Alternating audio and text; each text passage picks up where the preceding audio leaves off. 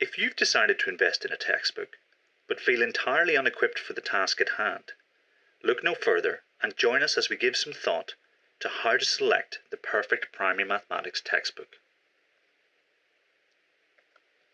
Textbook has been somewhat of a dirty word in education circles for quite a while, but it hasn't always been this way.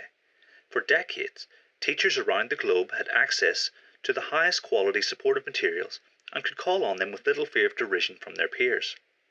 At some point in time, we lost our way, and it became a badge of honour to design, make and laminate resources for 6 lessons a day, all at the expense of our mental health and any reasonable expectation of a work-life balance. As the case for the use of high-quality textbooks gains traction once more, thanks to prominent voices such as Cambridge Assessment's Tim Oates and an abundance of teachers willing to challenge assumed truths in search of an evidence-informed approach to teaching and learning, it is entirely reasonable to assume that, while interested in utilising high-quality textbooks, most of us charged with exploring those on offer lack the necessary training and expertise to do so effectively. With no discernible difference in the price of high and low-quality textbooks, it is essential that the choices we make are informed and matched to the needs of our school.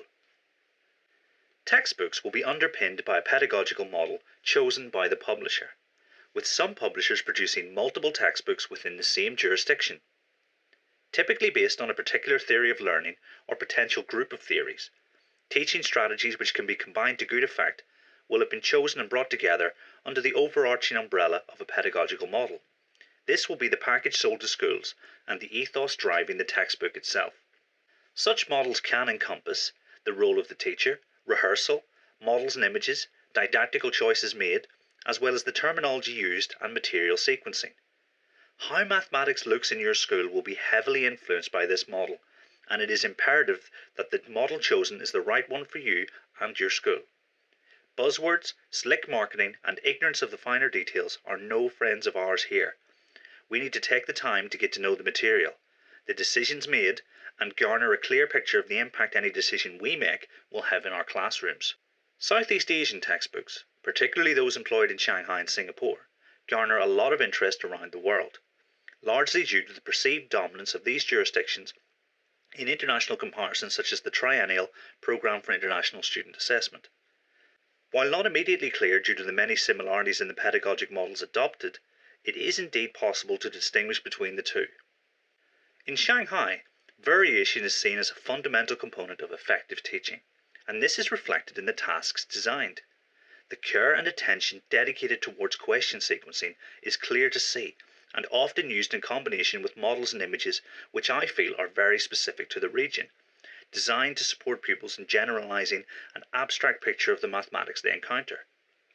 Whole class teaching and an almost ritual back and forth between teacher and pupils, underpinned by questioning which skillfully hones in on prior understanding, are the most immediately apparent features of the Shanghai model, and, as such, of particular interest to anyone exploring a textbook inspired by those available in Shanghai.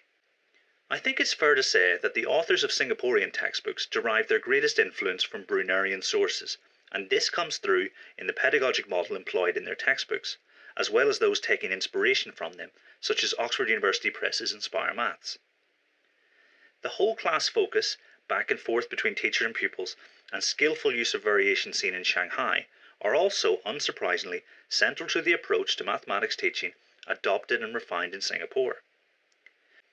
Where they differ most notably is perhaps in the models and images, carefully sequenced throughout the pupil's time in school, building year on year and remaining a consistent presence with the power to act as a stabilizing force through the frequency with which pupils encounter them and the accuracy with which they represent the mathematics at hand. They're not dramatically different, but each jurisdiction interprets the key structures and concepts in slightly different ways. As problem solving forms the spine of the approach in Singapore, the quality of these models is essential, and how well our teachers understand this relationship will define the successful utilization of a Singaporean textbook. In the United States, the choice of textbook is huge, too great in fact for one video to capture the diversity of choice on offer fully. Naturally, this means the range and quality is wide, and thus the decisions a school district will face are all the more important. One Californian textbook which performs consistently well in studies analysing textbook efficacy is, for some reason, no longer available in California, but it is in multiple other states.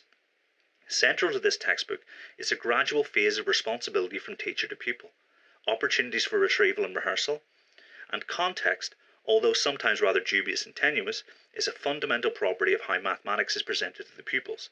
Here's why this is important or useful, and here's the mathematics.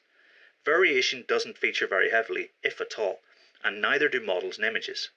And this is where the range of choice on offer becomes apparent. If you decide that models and images are important, then there is another Californian textbook in which models and images are central.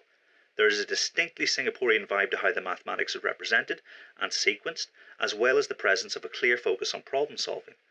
And as we can see, by merely looking at two examples from one state, it is possible to make a direct comparison between offerings, and thus for pupils to receive an entirely different experience of mathematics during their time in elementary school. In addition, in Venezuelan textbooks, the model focuses as much on life in Venezuela and real-life application as it does on mathematics, and there is a very strong focus on written problems. Models and images do feature, but not to the extent or quality of any of the others offered up in this video, and it definitely represents a unique counterpoint interpretation of mathematics teaching. It's not for me to pass judgment on efficacy, but rather to highlight the vast expanse of possibilities and the options at our fingertips. In thinking deeply about primary mathematics, we explore the key features of a high-quality textbook, and this video has been designed in an attempt to furnish your understanding of the decisions you are faced with when choosing the one that is right for you and your school or district. You could probably choose to purchase any of those mentioned here today. There's no reason why a school in England couldn't buy a textbook on sale in Canada, New York or Arizona, or vice versa. And the same holds true for a school in Madrid that decides it wants to purchase those designed for use in Venezuelan schools. Just because it's possible, however, doesn't mean we should. If we are charged with such a decision, we first need to do the groundwork and be certain that any decision we make takes account of the indicators of optimum quality and how mathematics will look and feel in our schools. If we do, then the decision should end up reasonably straightforward and to the benefit of all involved, not least the children.